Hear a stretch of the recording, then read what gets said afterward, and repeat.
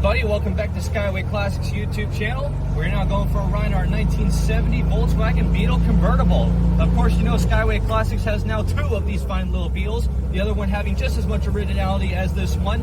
Going to the one we have here featuring a very nice black and red two-tone combination exterior, really showing off that old school vibe, having a black manual, not power, manual top, as well as having the very nice baby moon style chrome caps on the wheels. Really does show how beautiful the Volkswagen Beetle was during its time. Of course, as we can look onto the interior here, we have a nice 4-speed manual. One of the things I like about this particular manual is the fact that it is the Hurst style shifter, if I'm not mistaken.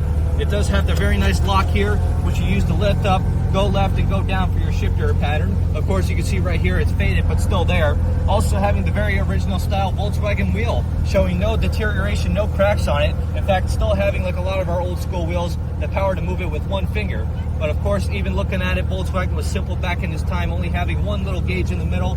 Of course, you can see we do have a later model tune-up radio with cassette made by Motorola. Of course, that was a very popular brand of its time. Those who remember it, bless you. If not, learn to read a book. But of course, as you can see with the inside, the interior, having the very nice bucket seats, having still that matching red combination as the exterior of the car. Even the door panels being in very good condition, as you can see there.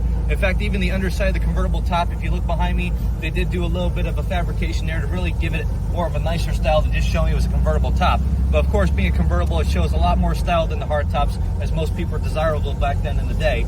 But of course, one fun fact we know about the Volkswagen Bug is the motor is always in the back, not the front. The front was always used for a compartment or to deceive or make a joke with your friends saying somebody stole your engine. But of course, overall, it does handle pretty good. Of course, in our walk-around video, it did sound a little high. That's because the choke was sticking a little bit, or maybe it just had a little high idle. But of course, its durable ability, you can see, handles pretty well. In fact, even before we get it up on the lift, we'll show you how the brakes test as well. And of course, you can see it didn't pull in any direction, handled perfectly straight. But that's of course the guarantee with Skyway Classics. But as for now though, we are just going to get it turned around up on the lift. So if you have a moment, folks, stay tuned with us to see the underneath.